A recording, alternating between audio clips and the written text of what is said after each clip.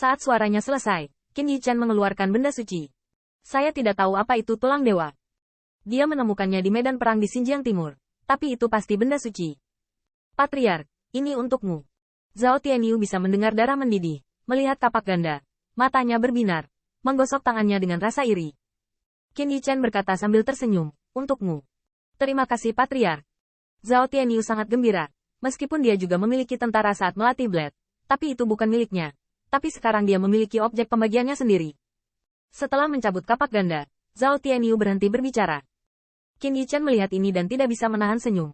Sapi besi. Tidak ada apa-apa selain tidak ada masalah. Zhao Tianyu menggaruk kepalanya.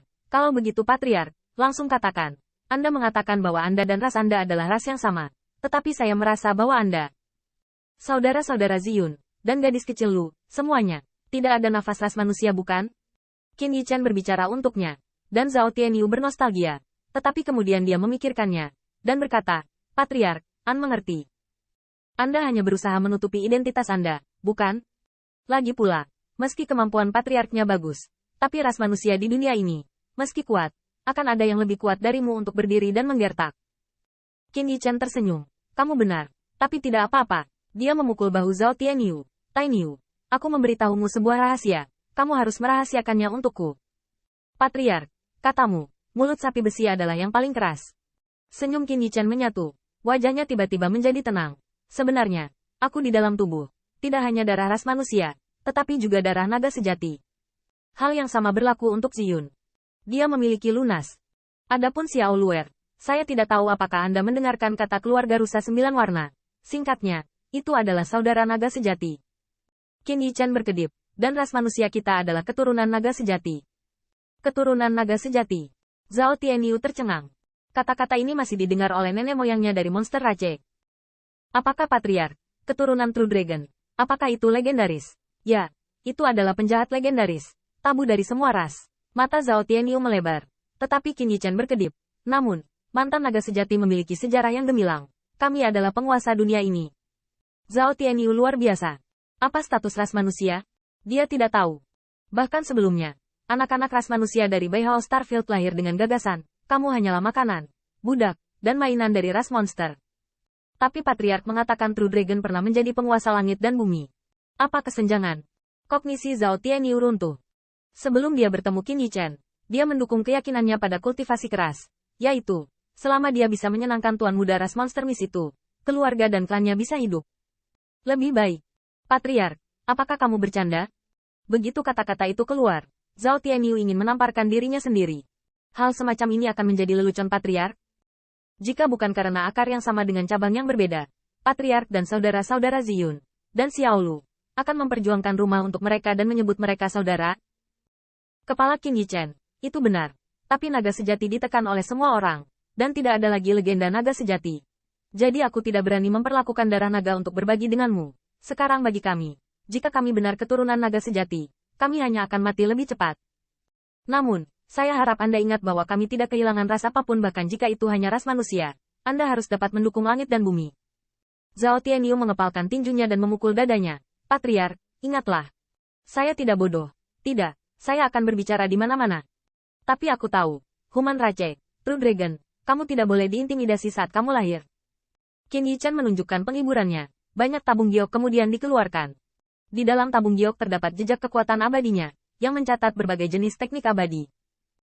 Kami tidak memiliki teknik abadi, dan teknik abadi keluarganya juga tidak bersedia untuk kami. Kami tidak cocok untuk budidaya. Jadi saya mengatakan bahwa kami harus membuat teknik abadi untuk anggota klan. Zhao Tiny ubang dengan banyak tabung giok. Wajahnya salah. Setidaknya ada puluhan volume. Patriark, apakah kamu membuat ini sendiri? Ya, tapi itu semua teknik abadi tingkat manusia.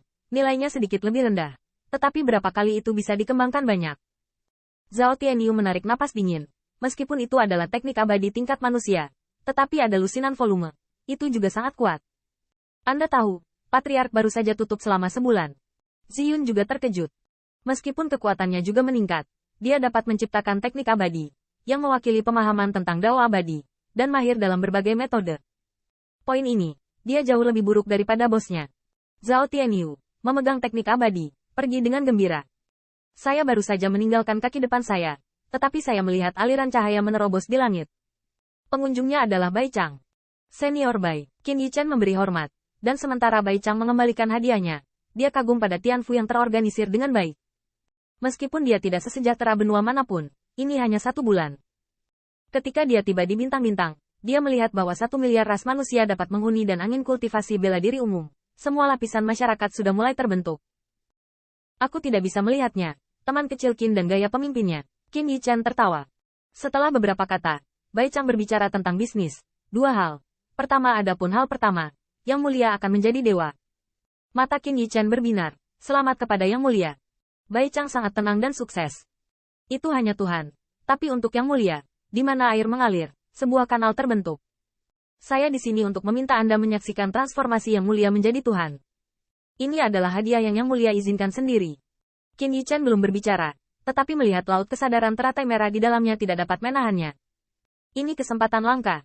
Nah, ketika dia menjadi dewa, dia menggunakan hukum langit dan bumi untuk mencapai aturan dao ilahinya sendiri. Jika Anda dapat memahami adegan ini, Anda akan mendapat banyak manfaat. Dan apakah itu dewa atau dao abadi melampaui kesengsaraan, itu berbahaya. Meskipun pencapaian monster sovereign tidak berbahaya, namun tidak akan mudah dilihat oleh orang luar. Anda harus tahu bahwa dewa pada saat itu, berkali-kali akan mengungkapkan dewa, memurnikan fisik ilahi, berubah menjadi tulang dewa.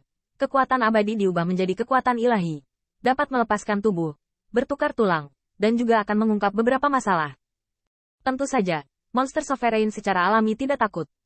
Diperkirakan Divine Dao-nya juga sangat sempurna, tetapi dapat mengundang 3 orang dari Qin Yichen, yang menunjukkan bahwa mereka tidak dianggap sebagai orang luar. Terima kasih banyak, Yang Mulia, tolong. Qin Yichen terima kasih. Bagaimana dengan Xiao Luer? Saat berbicara, aliran cahaya terbang ini dia Lu Xiaolu. Aku di sini. Lu Xiaolu tersenyum seperti bunga. Monster sovereign menjadi dewa. Ini adalah kesempatan langka. Setelah menontonnya, saya yakin bahwa saya adalah dewa. Qin Yichen Yixi. Jadi, Xiao Luer, kamu akan menjadi dewa? Dibandingkan dengan monster sovereign, Xiao Luer dapat meminta Divine Dao. Tentu saja Qin Yichen bahkan lebih senang. Rusa pertama Lu Xiaolu. Yah, aku masih punya banyak terima kasih kepada kakak Yichen. Ketika saya datang ke Human Rache, semua yang saya lihat dan dengar membuat saya sadar. Mata Lu Xiaolu yang indah bersinar. Suku rusa 9 warna saya, sebenarnya, tidak suka membunuh. Dan mengendalikan 5 elemen. Saya hanya ingin membuat dunia lebih baik. Jika dunia sedingin es, aku akan meleleh dengan api. Jika ada lautan api di dunia, saya akan tenang dengan sedingin es. Jika kegelapan diselimuti dunia, aku akan menjelma terang. Jika cahaya ilahi di dunia menyilaukan, aku akan berubah menjadi kegelapan.